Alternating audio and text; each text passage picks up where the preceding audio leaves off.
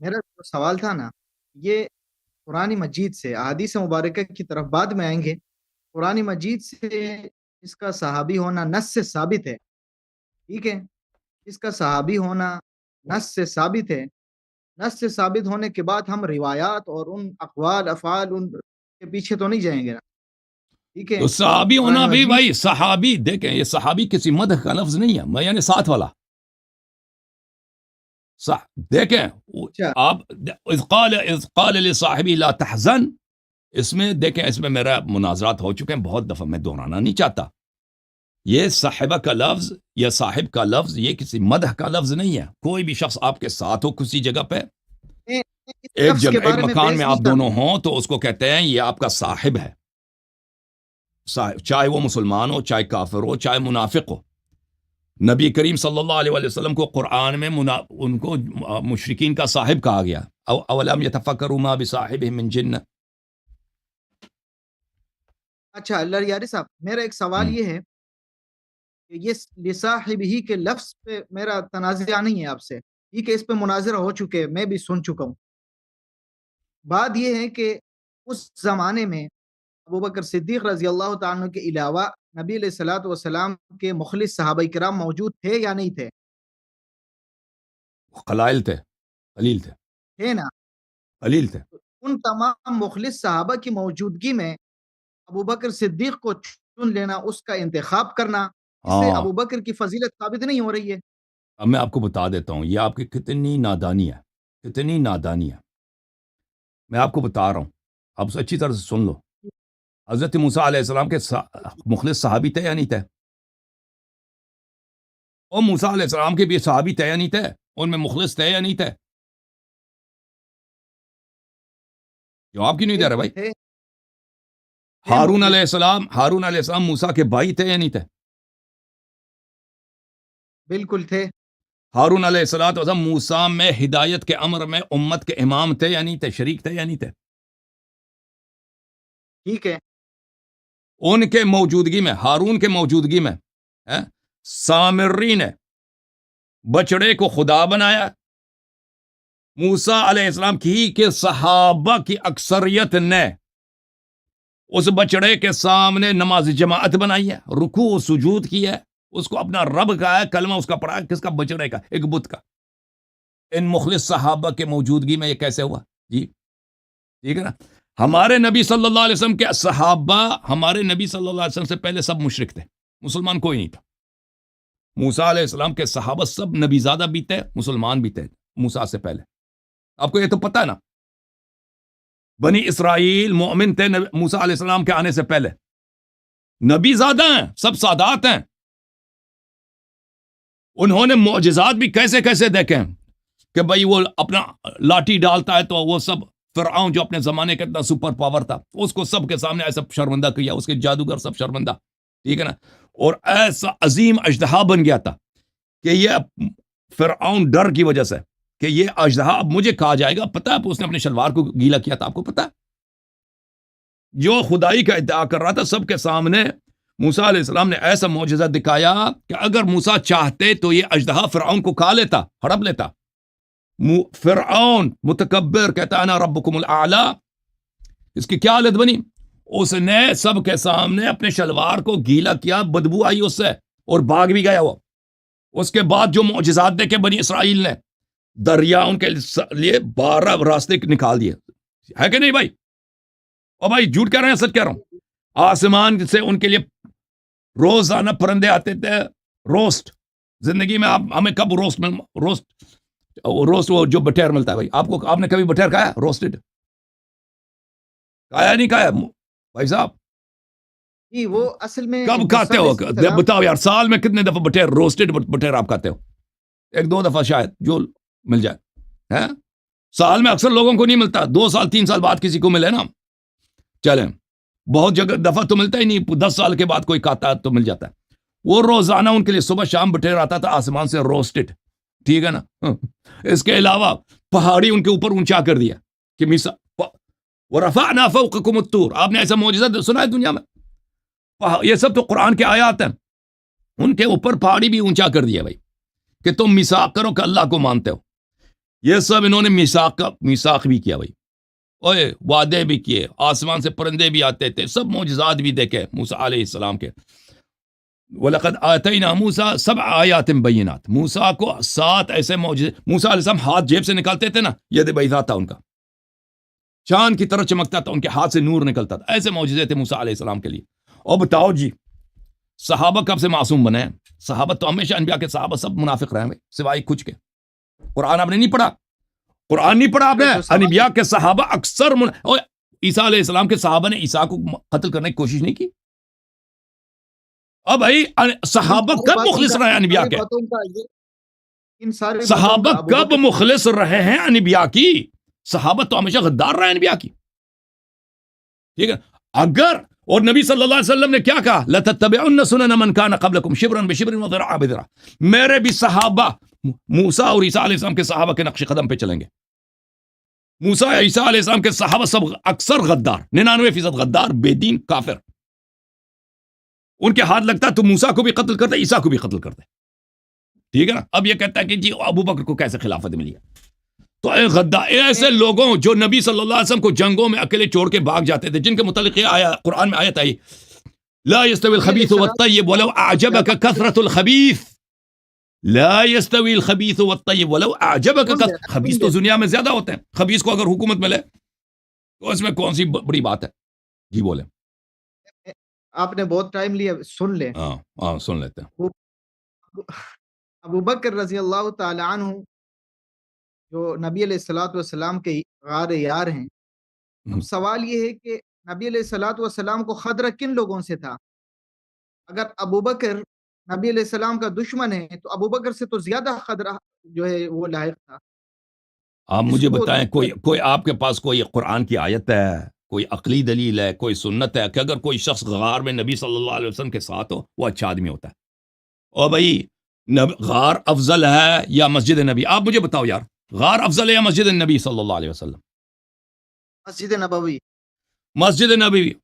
مسجد نبی میں منافقین آتے تھے نہیں آتے تھے، کفار آتے تھے نہیں آتے تھے، نبی صلی اللہ علیہ وسلم کے ساتھ بیٹھے تھے. فرمایا قرآن مجید میں آیت آپ کو پڑھوں، فما لہم عن الیمین وعن الشمال عزین. یہ کیا ہے؟ میں آیت پڑھوں کیونکہ میں بہت عرصہ ہوا یہ میں آیت نہیں دہرایا تو میرے ذہن سے نکل گیا ہے.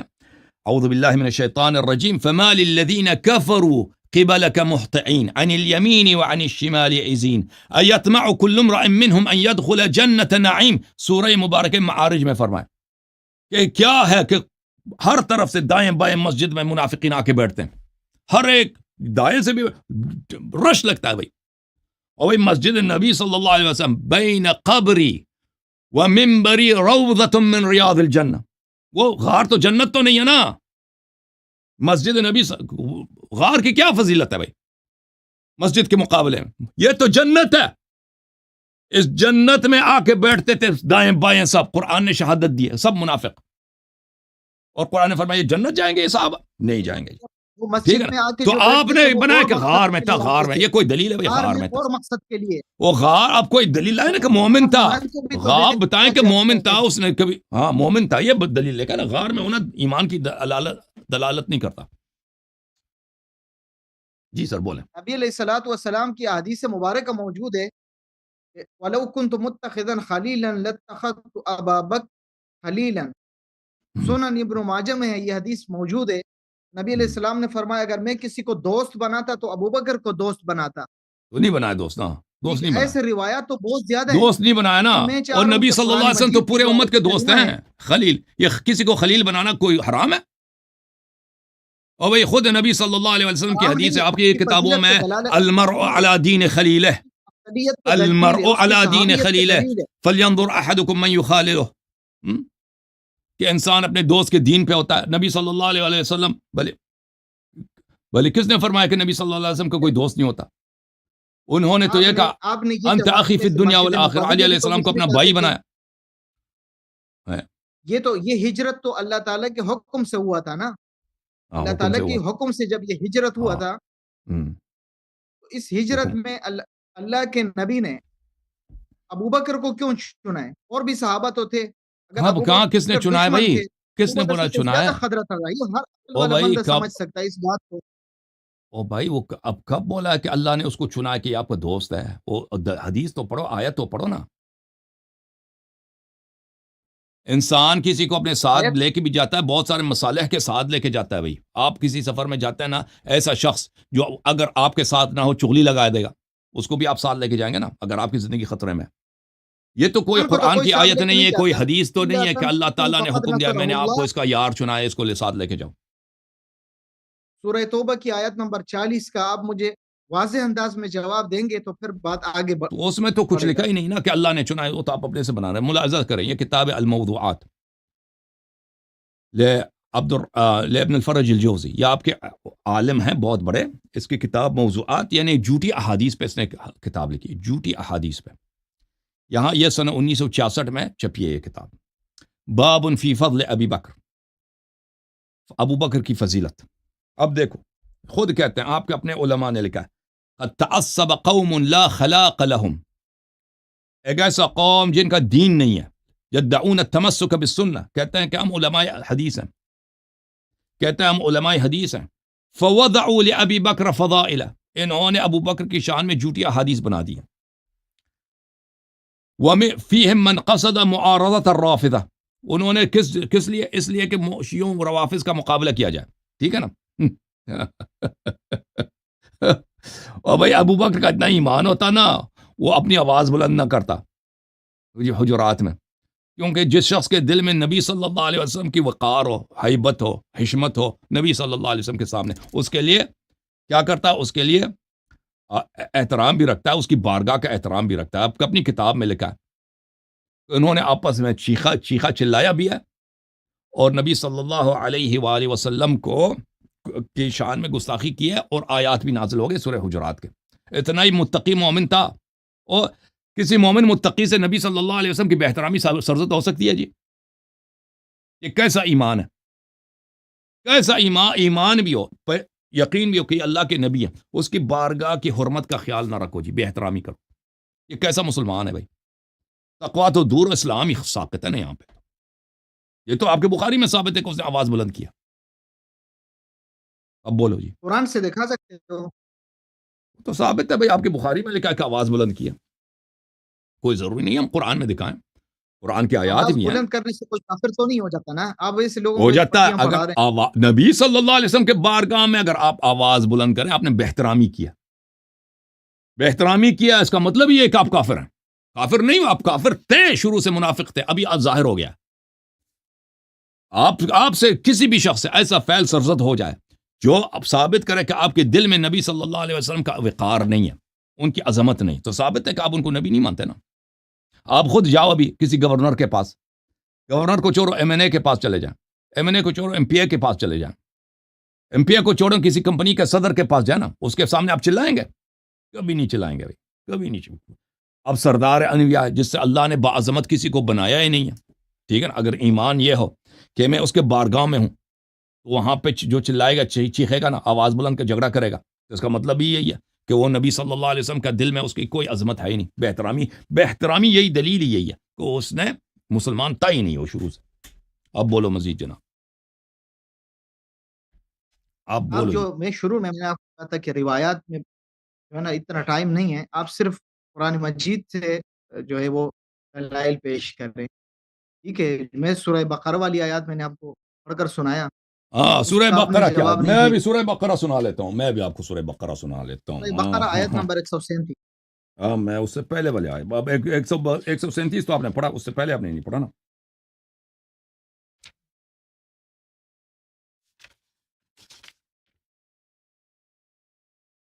اعوذ باللہ من الشیطان الرجیم، 137 سے پہلے آپ آیات پڑھیں. ملاحظہ کریں، سورہ مبارکہ بقرہ. اعوذ باللہ من الشیطان الرجیم. ومن الناس من يقول آمنا بالله وباليوم الآخر وما هم بمؤمنين. من الناس، لوگوں میں سے ایسے ہیں، یہ سب صحابہ اکرام تھے، جو کہتے ہیں کہ آمنا، ہم ایمان لائے اللہ پر اور یوم آخر پر، قیامت پر. وما هم بمؤمنین، اور یہ جھوٹ، حالانکہ یہ جھوٹ کہتے ہیں، مومن ہے ہی نہیں جی، ایمان نہیں لائے، جھوٹ کہہ رہا. يخادعون الله والذين آمنوا وما يخدعون إلا أنفسهم وما يشعرون. یہ اللہ کو دھوکہ دینے اور مسلمانوں کو ان کا دھوکہ ابھی تک چل رہا ہے، ان کا فریب ابھی تک چل رہا ہے جی، اور ان کو دھوکہ فریب دینے کی کوشش کر رہے ہیں، لیکن در حقیقت یہ اپنے آپ کو دھوکہ دے رہے ہیں. وما یشعرون، ان کو پتہ بھی نہیں ہے. فی قلوبہم مرض فزادہم اللہ مرضا، ان کے دلوں میں بیماری ہے، ان کے دلوں میں ایمان نہیں ہے، نفاق کی وائرس ہے ان کے دلوں میں، اور وہ وائرس کورونا کی طرح وہ جو ہے سرایت کر جاتی ہے. یاری صاحب وہ ابھی تک وہ وائرس ابھی تک چل رہا ہے جی، وائرس ابھی تک ہے. وَلَهُمْ عَذَابٌ أَلِيمٌ بِمَا كَانُوا يَكْذِبُونَ. اور یہ جھوٹے لوگ تھے، جھوٹے ادعا، ان کی جھوٹ کی وجہ سے کہ انہوں نے جھوٹ کا ادعا کیا ایمان کا، اور دل میں کفر تھا ان کے لیے بہت دردناک عذاب ہے.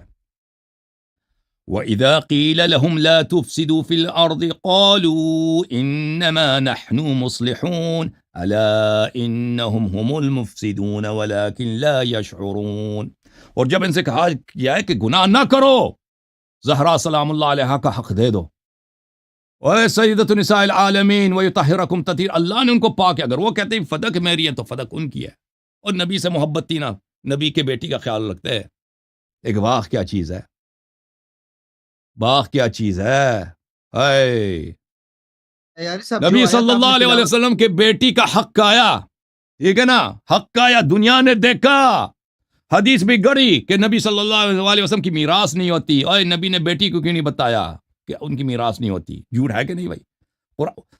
بھلے قرآن نے وَوَرِثَ سُلَيْمَانُ داؤد، سلیمان نے داؤد سے ارث لیا، اور یہ ہاں ان کے خلیفہ صاحب نے حدیث بنا دی کہ انبیاء کو ارث نہیں ملتے. قرآن کے بھی نہیں پتا تھا، کوئی اور بہانہ لے کے آتے نا. جب ان سے کہا جاتا ہے کہ فساد نہ کرو، کہتے ہیں ہاں ہم تو رضی اللہ، ہم تو مصلحون ہیں، ہم تو اصلاح کرنے والے لوگ ہیں. ٹھیک ہے نا بھائی؟ اور اب 137 تو آپ نے پڑھی، اس سے پہلے بھی پڑھ لیتے نا، اس سے پہلے والی آیت جو آپ نے پڑھی ہے اس سے نا، پہلے بھی پڑھو نا آیات. یہ صحابہ کے بارے میں، یہ صاحب سورہ بالکل بقرہ میں تین یہ جماعتوں سورہ کے بارے میں، صحابہ نہیں تو کون ہے؟ جماعتوں کے بارے میں آیت کریمہ ہے. سورہ بقرہ کے شروع سے لے کر آیت نمبر تقریباً 140-45 تک تین جماعتوں کا ذکر ہے. اس میں منافقین کا ذکر ہے، اس میں مومن متقین کا ذکر ہے، اس میں جو ہے وہ جو کھلم کھلا کافر ہے ان کا ذکر ہے. یہ آیت کریمہ ان منافقین کے بارے میں ہے. بالکل بالکل منافقین کے بارے میں، منافقین کے بارے میں. منافق وہ تھے جو کہتے تھے کہ ہم مسلمان ہیں، کلمہ پڑھتے تھے، ٹھیک ہے نا. تو صحابہ بھی کہتے تھے ہم کلمہ پڑھتے ہیں نا، کلمہ پڑھتے تھے. منافق بھی کہتے تھے وہ صحابی. تو صحابی کی تعریف کیا ہے؟ جو اسلام لائے نا، صحابی کی تعریف یہ تو نہیں ہے کہ دل ہی سے مومن ہو، دل کا تو حال اللہ جانتا ہے. ظاہر سے جو کلمہ پڑھتا ہے نبی صلی اللہ علیہ وسلم کے زمانے میں وہ صحابی کہلاتا ہے، ٹھیک ہے نا.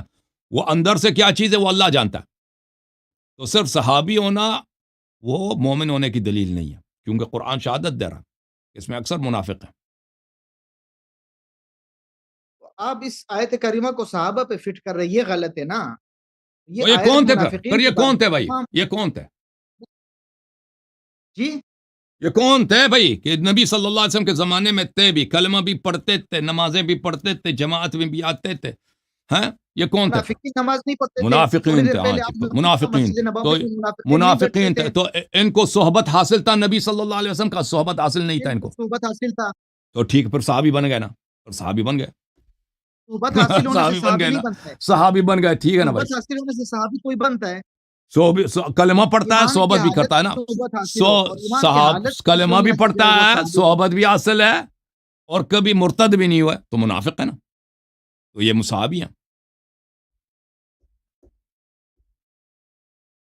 چلیں جناب، اب دوسرے علماء منتظر ہیں، ٹھیک ہے نا، ان کو اجازت دیں. آپ پھر آپ تیاری کریں کسی موضوع پر، آ جائیں، آپ سے استفادہ کریں گے. ٹھیک ہے نا بھائی؟ صحیح ہے؟ جی جی ہاں، آپ تیاری کریں اچھی طرح سے، کوئی اور موضوع انتخاب کریں، پھر آپ سے مزید بات کریں گے انشاءاللہ. صحیح ہے؟ اللہ آپ کو وفق. میرا ایک آخری سوال ہے، آپ سوال کو کر آخری کے چلا سوال کیا؟ جاتا ہوں. ہاں سوال کریں. آپ جب چاہے جواب دے دے، ٹھیک ہے؟ جی جی جی جی. اللہ یاری صاحب نے یہ دلیل پیش کی کہ مسجد نبوی بھی منافقین بیٹھتے تھے، صحبت ان کو بھی حاصل تھا، تو غار میں ابو بکر نبی کے صحبت انہوں نے اختیار کی، تو اس سے کوئی فضیلت تو ظاہر نہیں ہوتی، ٹھیک ہے۔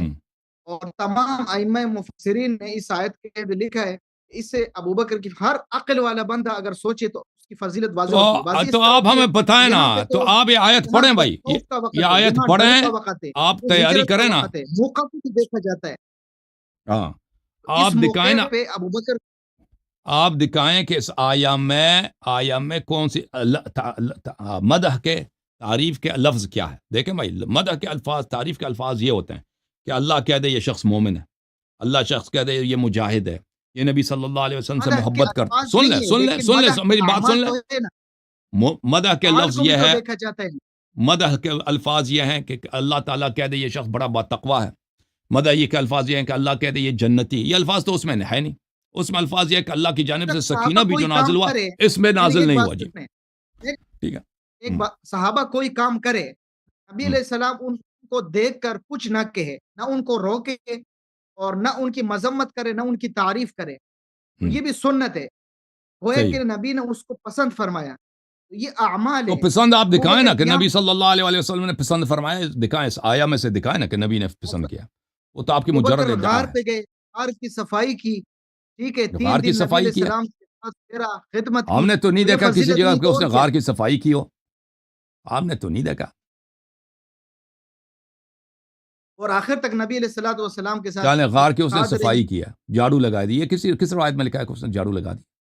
ایسے اس سے جھوٹ کہہ رہے ہیں۔ فضیلت ظاہر نہیں ہوتی، نبی علیہ السلام کی خدمت کرنا، اس سے کو فضیلت آپ کے خدمت نزدیک دکھاؤ ظاہر نا، نہیں ہوتی۔ خدمت دکھاؤ، ہم مان لیں گے نا بھائی۔ آپ کہتے ہیں میں قرآن سے استدلال کروں گا، قرآن لے کے آؤ، یہ قرآن ہے، آئے غار ہے، اس میں کہاں لکھا کہ اس نے خدمت کیا، یا اس نے غار کی صفائی، یا نبی صلی اللہ علیہ وسلم کی دفاع کی ہے، یا محبت کی ہے؟ اس میں کوئی ایسے الفاظ نہیں ہے نا، اس میں صرف اتنا ہے کہ دیکھو کہ جب بھی نبی صلی اللہ علیہ وسلم کے ساتھ کوئی مومن ہوتا تھا نا، تو جب سکینہ نازل ہوتا تھا تو مومنین پہ بھی نازل ہوتا تھا، لیکن غار میں کیونکہ نبی صلی اللہ علیہ وسلم کے ساتھ والا مومن نہیں تھا، سکینہ صرف نبی صلی اللہ علیہ وسلم پہ نازل ہوا ہے۔ ٹھیک ہے نا، اس پہ سوچو۔ تھینک یو سر، اللہ آپ کو جزائے خیر دے۔ جھوم جاؤ، پرواز کرو، کیوں فخر سے سر اٹھا، کیونکہ اللہ تعالیٰ نے تمہیں انتخاب کیا، صراط حق پر صرف تم ہو، صراط ایمان پر صرف کیا، کیونکہ اللہ تعالیٰ نے تمہیں انتخاب کیا، صراط حق پر صرف تم ہو، صراط ایمان پر صرف